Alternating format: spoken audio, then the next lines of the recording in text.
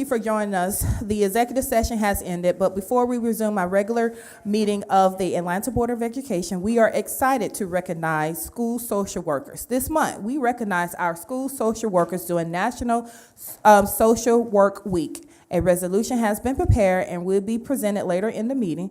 Thank you to all of our social workers for the important work you do for our students. At this time, we'd like you to come up and take a quick photo with the board.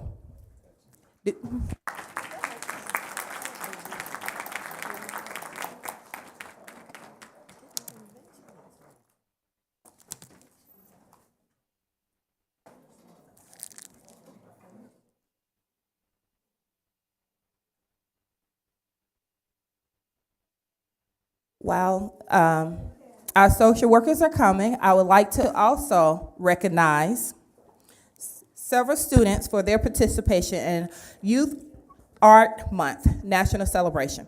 We would also like to recognize the City of Atlanta Transportation for its supportive partnership with the Atlanta Public Schools.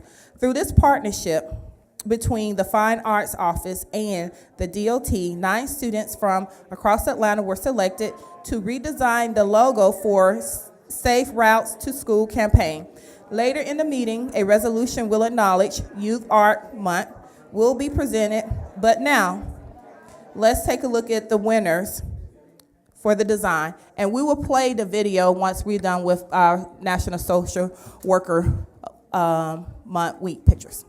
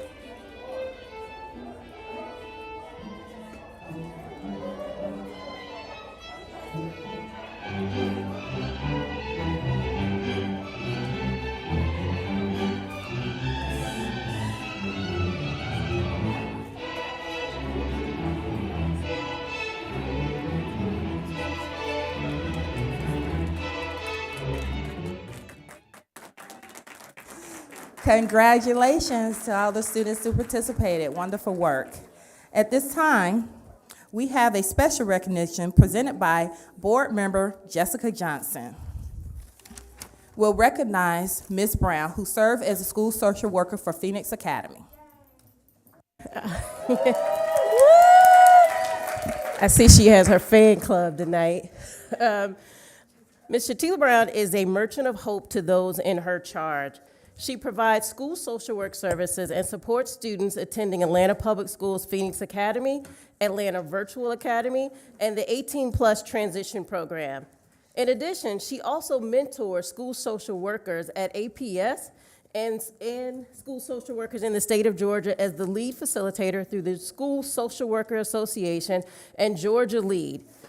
As a social worker at APS, she has a myriad of community partnerships with it that provide various supports and services for students and their families.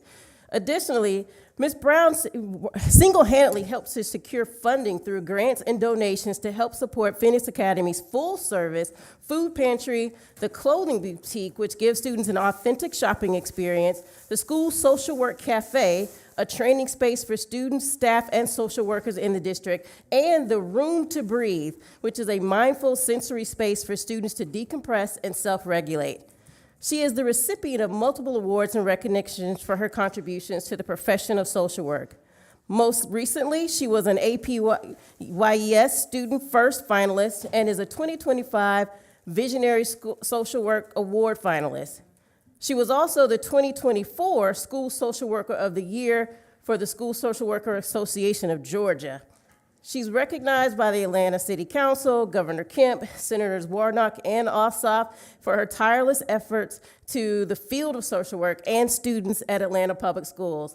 Ms. Brown, a member of Zeta Phi Beta sorority, somebody said Z-Phi in the audience over there, is pursuing a doctoral degree, so you will have to call her Dr. Brown by the end of this month, so let's celebrate that. Focusing on secondary trauma experiences for early career social workers. Her dissertation defense date is at the end of this month, and she is the primary caregiver for her 10-year-old twin nieces who attend an APS elementary school in the Maynard-Jackson cluster. She sees herself as the social worker she needed when she was a student. One of her favorite quotes is, "I always wondered why somebody doesn't do something about that. Then I realized I was somebody," by Lily Tomlin. Let's celebrate Miss soon-to-be Dr. Brown.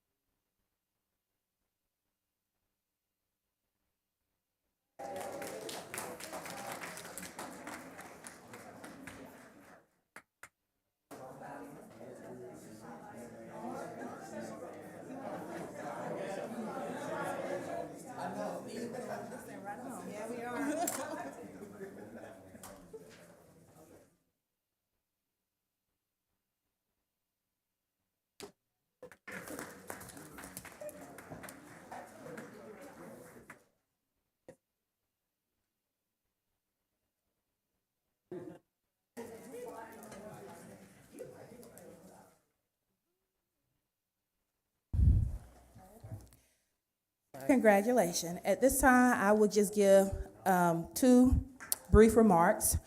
Just want to inform the community of two things that are happening.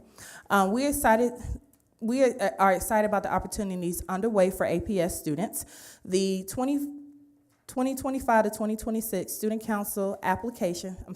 Advisory application is now live. This will give students a chance to serve as leaders, to share their voices alongside with their work and district leadership to drive meaningful change. We encourage all eligible students to apply before the deadline. The application is open until March 31st. Additionally, we are thrilled to announce the inaugural APS Swim Fest. Woo! All right. An event that is dedicated to promoting water safety, swim education, and life-saving skills to our students. This is an initiative that is championed by board member Alfred Shivery Brooks, who will offer swim lessons, CPR training, and valuable community resources. APS is committed to empowering our students with essential life skills, both in and out of the classroom. The date of this event is Saturday, March 29th. The time is 11 a.m. to 4 p.m. at King Middle School. I don't know, Mr. Brooks, would you like to say a few remarks around this? Yeah, thank you so much for the opportunity to highlight this event. I think it goes without saying that water safety really should matter so much to our community. For 15 years, before I was a teacher, I was a lifeguard and swim instructor at the YMCA. And what I've learned at that time is that 80% of Black people cannot swim proficiently to save their lives. And unfortunately, year after year, we lose too many people to drownings for one reason or another. Unfortunately, I experienced the loss of my son to a drowning almost 2 years ago. And so this event is to create opportunities for folks to get acclimated to the water, connect to free swimming resources. There are 150 lifeguard positions available for high schoolers to take this summer through the city of Atlanta. So we're teaming up with the city of Atlanta to help kids get their lifeguard certification, CPR certification, and to get hired for these 150 jobs. So this is something that I hope we continue to do. And continue to expand our initiatives around aquatic safety, both open water as well as indoor water or controlled water as well. So thank you guys. If you could, Saturday, March 29th, Keith, is the registration link up yet? Or it goes live this weekend. It's going to be first come, first serve, because I think we only have a certain amount of capacity, but it is free for everyone to attend. We're going to be highlighting some of our swim team kids from around the city. So we want to see everybody come out and enjoy themselves and have some fun at King Middle School in our pool. Thank you. Yep. And with that being said, I'll turn the floor over to Dr. Johnson for his recognitions. Awesome. Well, thank you, Chair. And thank you, Board Member Brooks. Very timely, because I'm going to talk about swim today. So Midtown High School swim team. And if the young ladies that are here with Midtown, come on up. I'm going to just talk about you in a good way as you come up. So if you've never been to a state swim meet, I encourage you to take it in. It is something to see.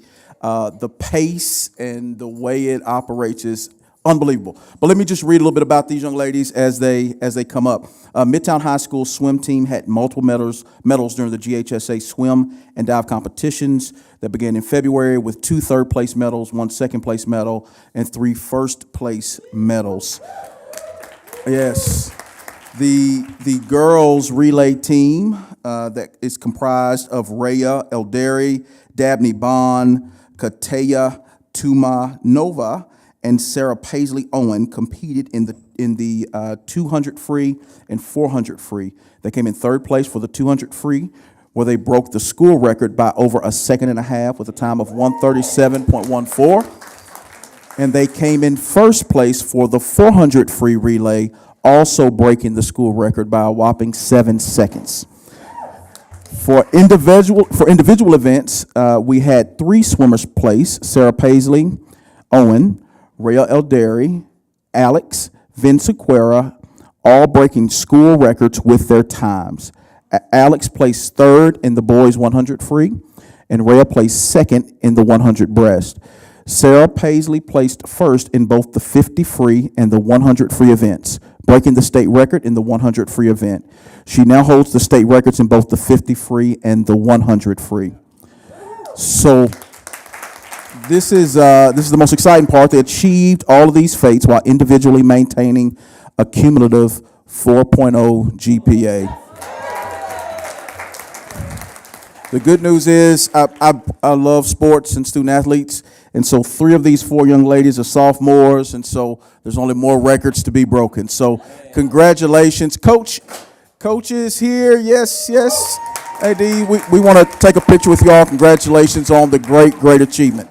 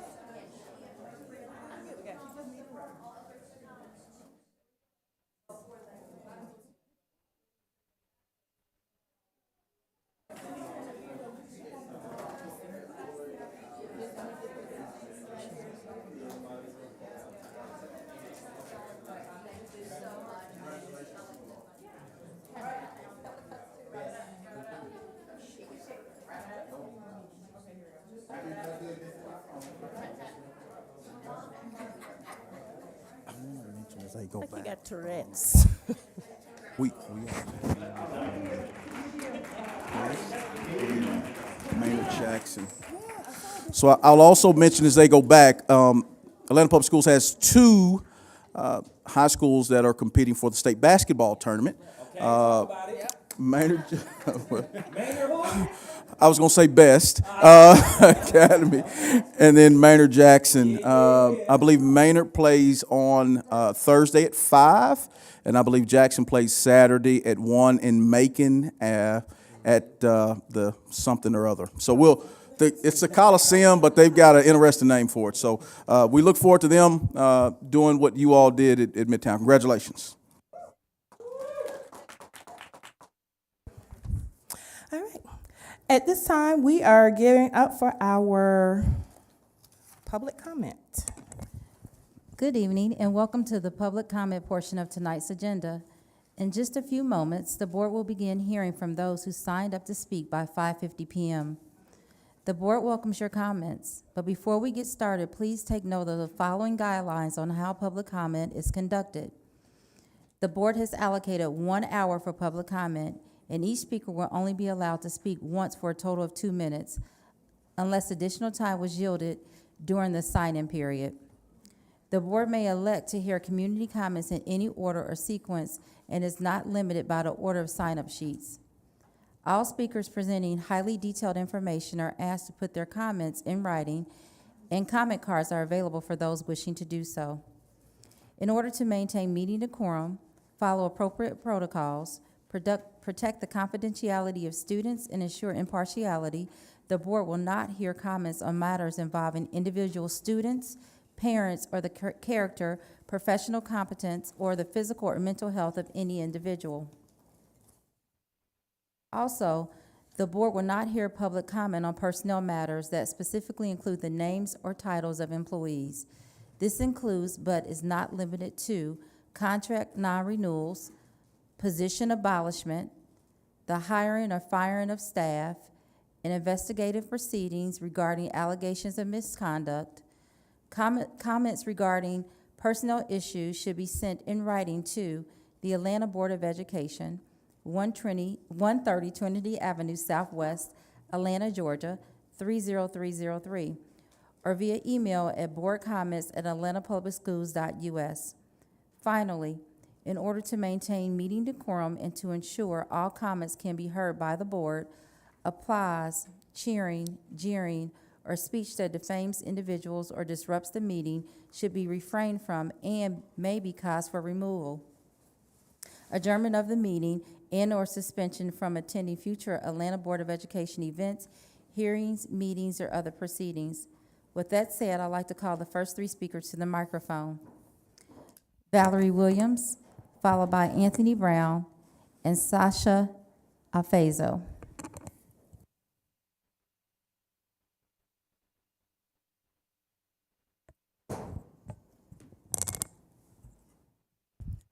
Good afternoon, board members and Dr. Johnson. My name is Valerie Williams, and I am the president of the Atlanta Alumni Association of Booker T. Washington High School. I come to you tonight to ask you, how would your legacy be remembered? Booker T. Washington High School has over 100 years of rich legacy and a long-standing tradition, both of which is housed at 45 White House Drive. It has been proposed the abolishment of the media specialist position at the school. So the question to you is, which one of you board members, Dr. Johnson or the Closton superintendent, will be responsible for 100 years of history? Which one of you will be there to ensure the replication of artifacts cannot be replaced or duplicated? Artifacts such as Dr. King's paper, the entire office of Dr. Asa Yancey, a national renowned surgeon. Which one of you will be responsible for the 100 years of yearbooks that is now being digitized? Which one of you will be responsible for the artifacts of First Lady Michelle Obama, George Bush, and other artifacts that cannot be duplicated? Not all of you at one time. Yet, the media specialist position and the historian media specialist have been abolished with no current plans to ensure that the safeguard of the aforementioned items.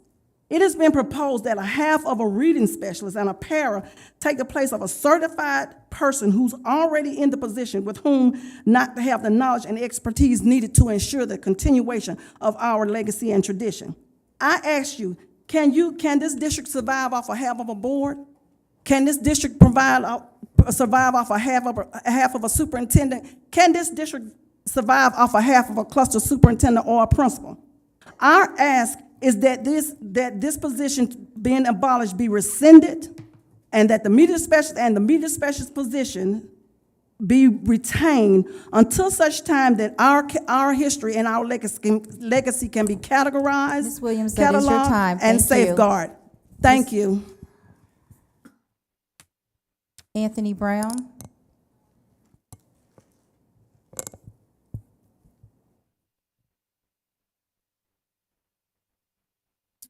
Greetings. My name is Anthony Brown, and I'm a member of the School Social Worker Advocacy Committee. I'm pleased to be here during School Social Work Week and Month. But what is social work? Some would say social workers are known to wear many hats. However, once a school social worker enters their building, they wear more than just one hat. They wear the weight of the whole community on their shoulders.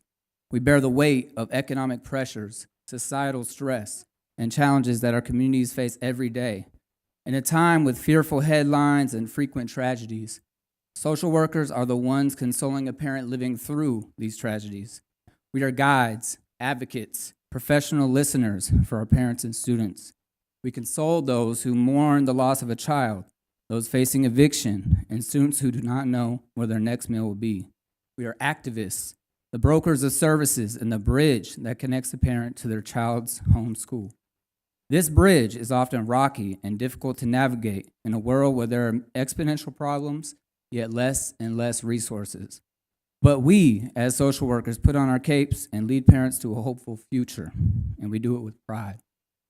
The Social Work Advocacy Committee has emailed the board a letter and additional key data that highlight the critical role of a school social worker.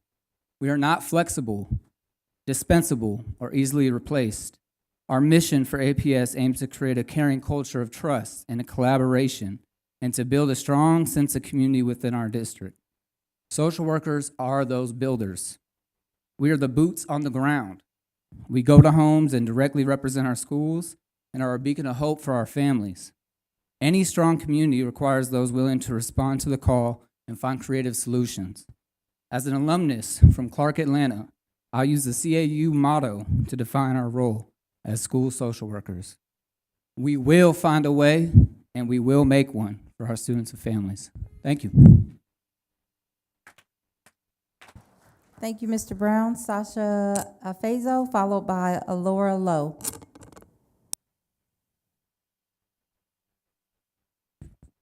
Hello, everyone. My name is Sasha Afeso, and I am a proud school social worker speaking today on behalf of the APS School Social Work Advocacy Committee. Atlanta Public Schools values equity, trust, and collaboration. A district where students are supported, educators are empowered, families are engaged, and the community stands strong together. I am honored to work in a district that prioritizes the whole child, understanding that a student's success is not just about what happens in the classroom, but also about what goes beyond it. As an APS employee, I know that this is more than just a statement. It is a promise to our scholars and our families. However, today I speak with urgency because without a dedicated social worker in every school, that promise is at jeopardy. March is School Social Work Month, and I wanted to shine a light on the work happening behind the scenes. This year alone, APS school social workers have conducted 161 threat assessments, assessed 551 students facing risks like substance abuse, bullying, self-harm, violence, and suicide, supported over 2,000 homeless students with over 1,600 requiring ongoing intervention. From August to December alone, connected nearly 700 students to mental health therapy services, new services, managing over 3,600 chronic absenteeism cases. And this is just the tip of the iceberg. Without school social workers in every school, students in crises can go unsupported, safety concerns can escalate, and the progress APS has made in whole child supports can unravel. When school social workers are stretched thin across multiple schools, critical interventions are delayed, students don't get timely support they need, and schools are left without a dedicated advocate to address complex challenges. I am proud to be a part of APS, and I believe in our shared mission, but we can't forget why the district decided to have social workers in every school. This is not an option, it is essential.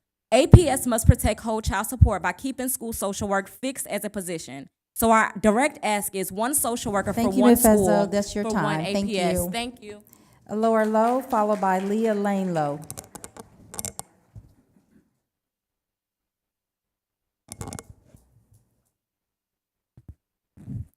Hello, my name is Alora, and I'm a student at Toomer Elementary in the 3rd grade, and I am here today to ask the Atlanta Public School Board to reopen Cohen Middle School in my neighborhood. For some reason, I don't know why, but the Atlanta Public School Board closed down my middle, elementary, and high school in my community. Also, Atlanta Public Schools does not have any arts-based schools in our city. Please reopen Cohen Middle School as the first arts and designs public middle school in Atlanta, and our city is known for its art. Thank you. Thank you, Alora.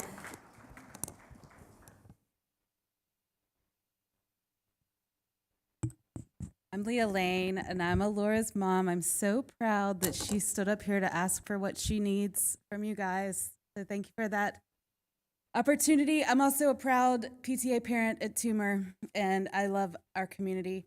Alora just got to go to Cohen for the first time in her life last year because Toomer got to use it as a swing site. So we got to actually go on the campus that is in our neighborhood, and that's when we decided we would like to have this school back for our community, to be in our community. Since I've lived there, I've been there 17 years. Cohen Middle School was closed, and Whiteford Elementary was closed when she was just 1 year old, which is part of why we wanted to move there, because we could walk there. And Crim has not been closed, but it's never been used for our community because it's an alternative type school. I'm sure you know. But we wanted to ask specifically for arts-based, because arts and creativity is so important to our mental health, for our children, for our entire community.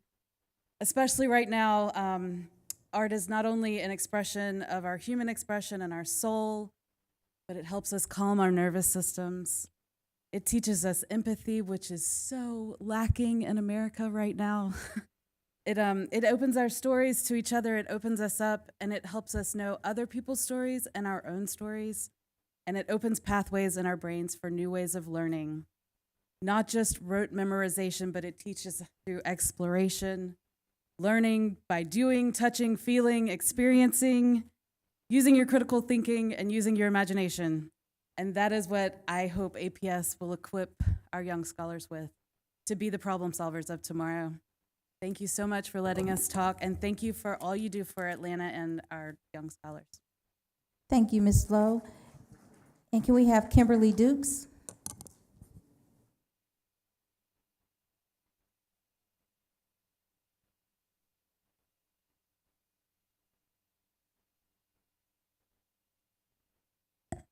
Good afternoon, school board. Good afternoon, Dr. Johnson. Tonight, I want to talk about the special education coordinators. You guys know special education is our campaign. We're continuing to go into the schools and complete these IEP meetings.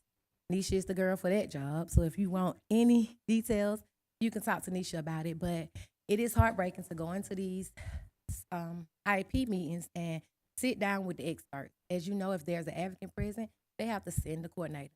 When we're getting these meetings and we have kids that have not had evaluation since 2019, and they were 5th grade then going to high school now, that is a problem. We're sitting in meetings where our parents are basically being abused and talked down on, and the coordinators do not step in. If you look at the IEPs, they are copy paste, not just in one school or one cluster throughout the district.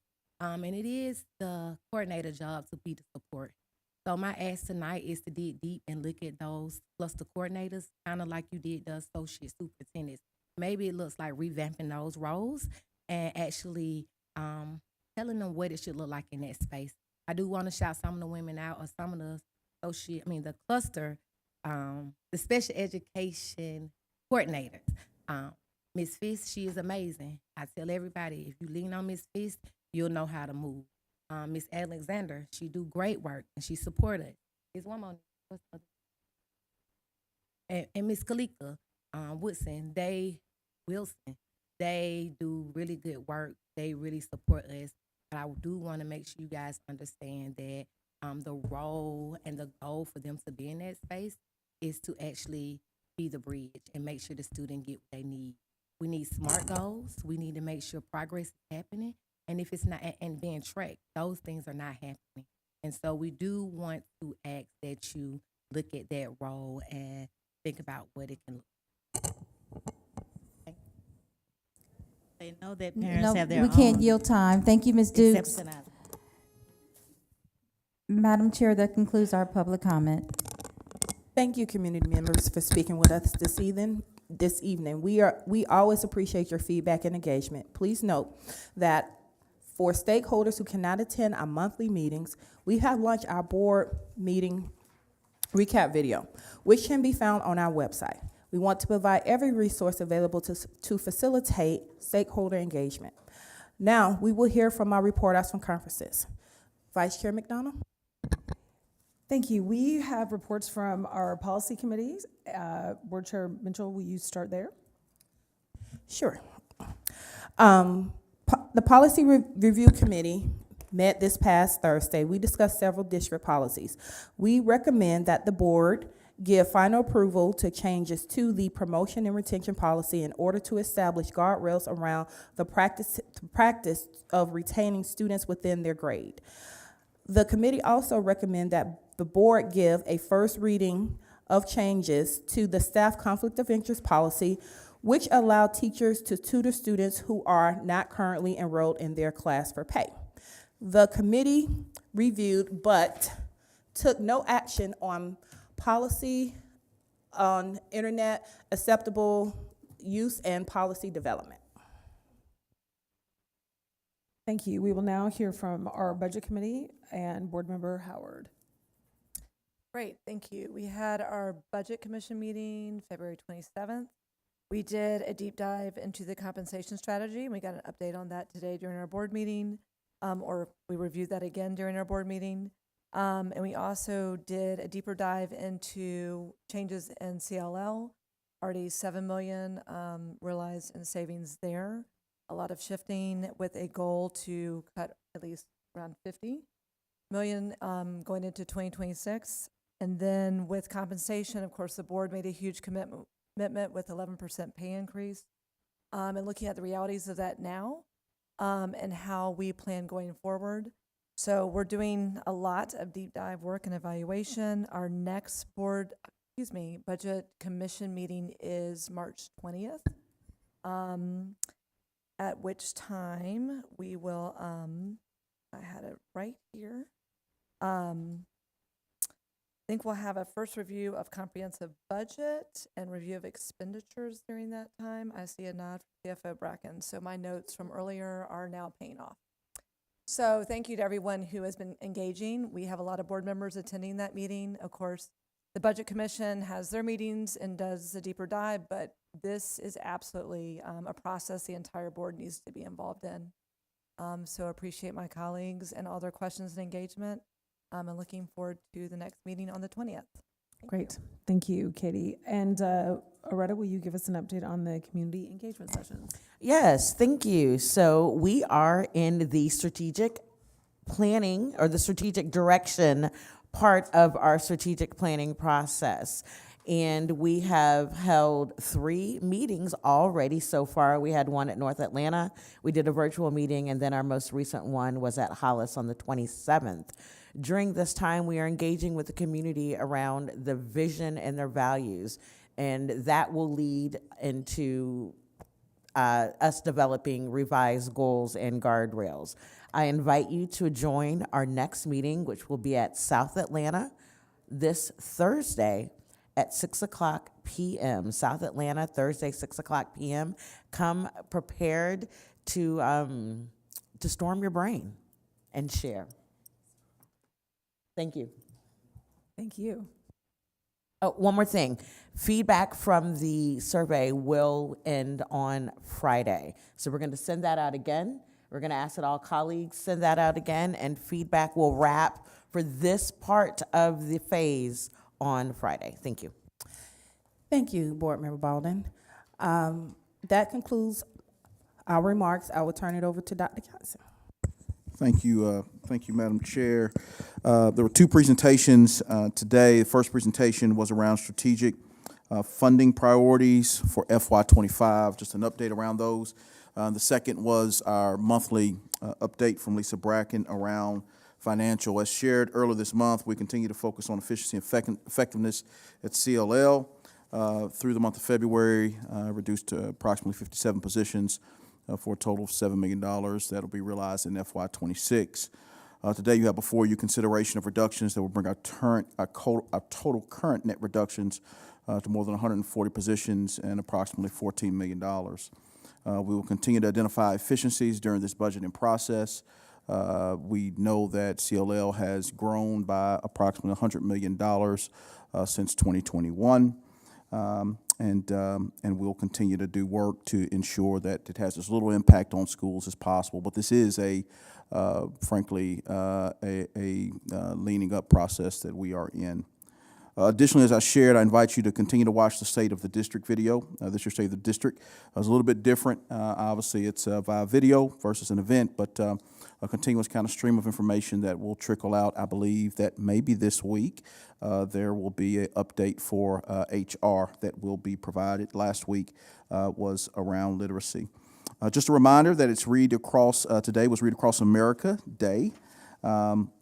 A National Day celebrated on March the 2nd. I had a chance this morning to get into a couple of elementary schools and spend some time. It was Read Across America Day, and it's career week in many of our elementary schools. And so the number one career of the 2 schools I went to, which were, I'm trying to think, I went to Harper Archer and Tag, and police was number 1. And so Lieutenant Hill was with me and got a chance to take some photos. It definitely wasn't a superintendent. Definitely wasn't that. And so anyways, I just remind you of that. And in March is National Reading Month in general. Last thing, March 11th through 15th is School Board Appreciation Week. Tell you in advance, appreciate the work that you all do. We recognize and honor you for your commitments and oftentimes thankless roles. Very, very, very much appreciated in your guidance of our most important assets, which are our children. This concludes my remarks. Thank you, Dr. Johnson. Would you please present the consent agenda?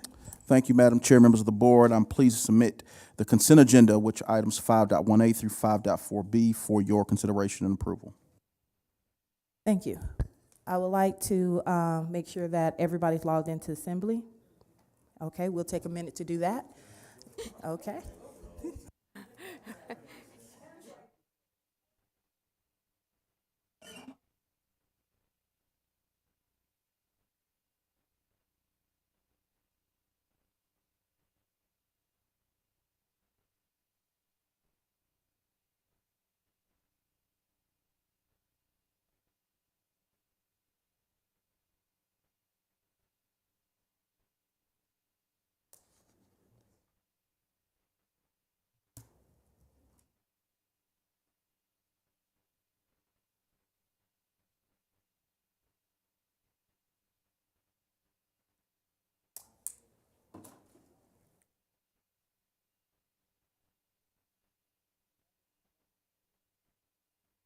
It hadn't started yet. It hadn't started. No, we haven't opened it for vote yet.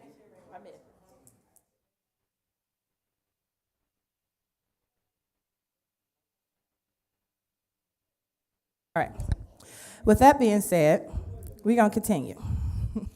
Do I have a motion to approve the consent agenda 5.1A through 5.4B? So moved. Moved by Board Member Briscoe Brown. Second. Second by Board Member Pace.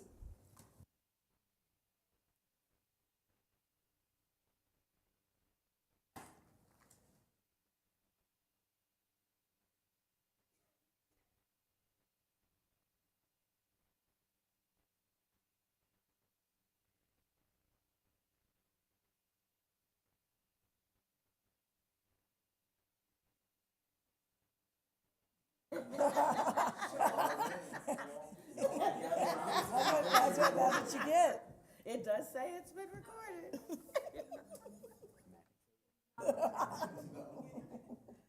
Rage against the machine. Board Member Dr. Zell, voice vote for the record. All right.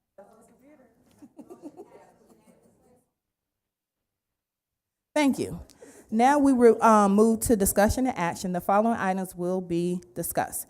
The monthly budget adjustment, number 1. Number 2, the addenda 2 and 3 to Project Pacific Intergovernment Agreement with the City of Atlanta Urban Development Corporation for the pre-development and development of the former Lakewood Heights Elementary School. Dr. Johnson, will you please present the budget adjustment information?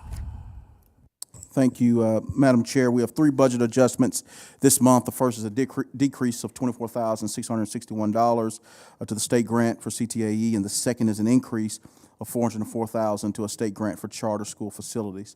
Finally, we're bringing an adjustment of approximately $1.3 million for the Title IV carryover.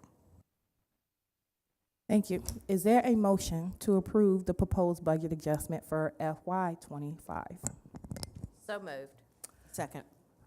Wow, I heard 3 different people. So, moved by Board Member Briscoe Brown, second by Board Member Baldwin.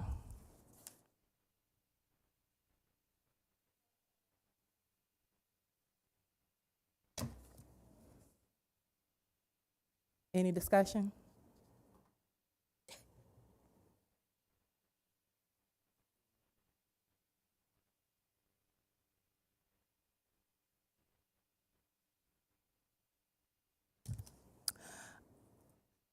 Dr. Johnson.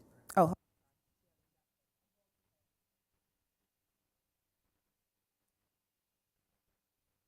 Thank you. I'll slow down.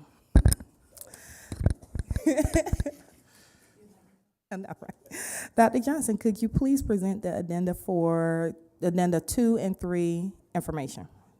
Thank you, Madam Chair. During work session, we had a robust conversation around the intergovernmental agreement with the city, and this month we have an addenda to the project with the City of Atlanta and the Urban Development Corporation for the pre-development and development of the former Lakewood Heights Elementary School. This will permit APS and the UDC to continue with the property pre-development services, including an entitlements/rezoning process with Phase 2 of community engagement as detailed in the IGA for affordable housing purposes in combination with the specific uses outlined in Addenda 2.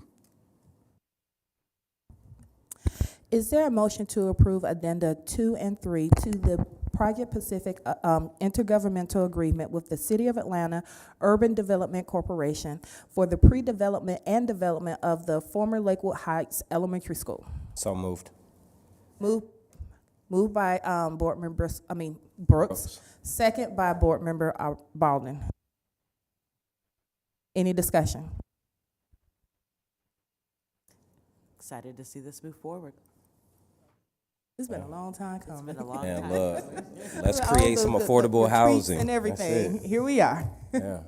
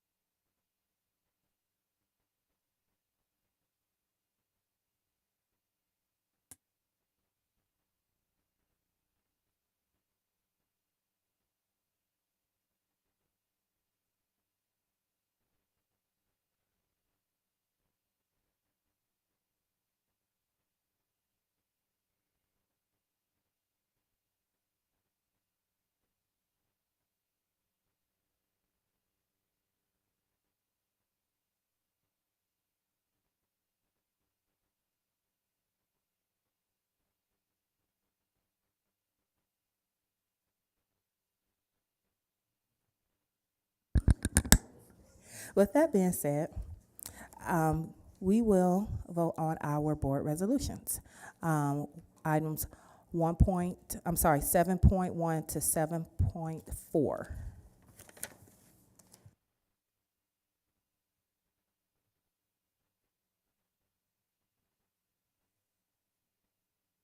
And we're gonna do a voice vote for this. Do I have a motion to approve the resolutions 7.1 to 7.4? So moved. Second. Properly moved by Board Member Briscoe Brown, second by Vice Chair McDonald. All in favor say aye, and then we'll just go down 1 through 9.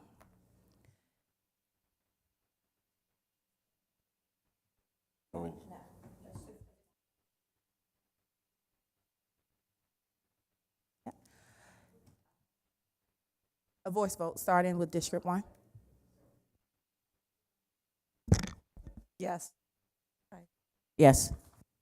Yes. Yes. Yes. Yes. Aye. Yes. Yes. Thank you.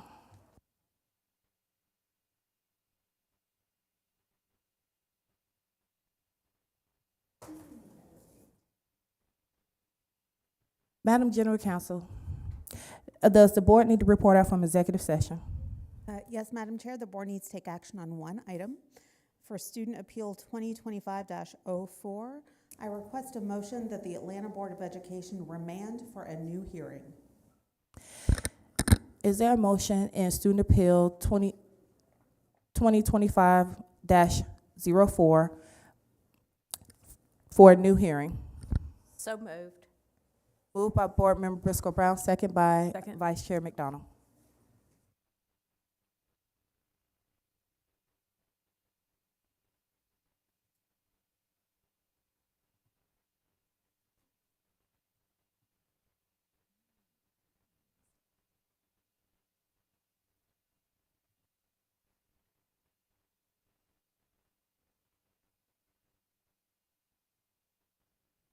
Oh, there it is. Yeah, finally. Thank you. All right. Now I'll turn it over to Vice Chair McDonald to take us on home. A lot of joy in there. I hear some sing-songing up here. The board travel report is a monthly report that details district-funded travel for members of the board and the board office, including total year-to-date spending. The detailed financial report is a monthly report that details the revenue and expenditures of the Consolidation General Fund.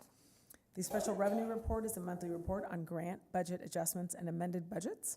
The construction report is a monthly report on active construction projects that are primarily funded by the voter-approved special purpose local option sales tax. The FY 2026 budget primer serves as a comprehensive guide for budget planning and sets the direction for the district. The Cascade Minor Attendance Zone alteration notice advises the board of a multifamily complex located at 2367 Cascade Road Southwest. This straddles Cascade and Beecher Hills zones. The zones of these schools have been adjusted to include the entire complex in the Cascade Elementary School zone.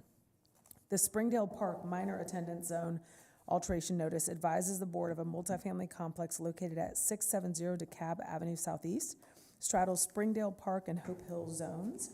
The zones of these schools have been adjusted to include the entire complex in the Springdale Park Elementary School zone. Each of these reports can be found under the Information tab in Assembly. Please note that we have launched our board meeting recap videos, which can be found on our website for our stakeholders who cannot attend our monthly meetings. We want to provide every resource available to facilitate stakeholder engagement. Thank you, Vice Chair McDonald, for those updates and report out. Now we entertain a motion to adjourn the meeting. Do I have a motion? So moved. Moved by Board Member Briscoe Brown, second by Board Member Brooks. All in favor say aye. Aye. We. Any opposed? Motion carries. The meeting is adjourned.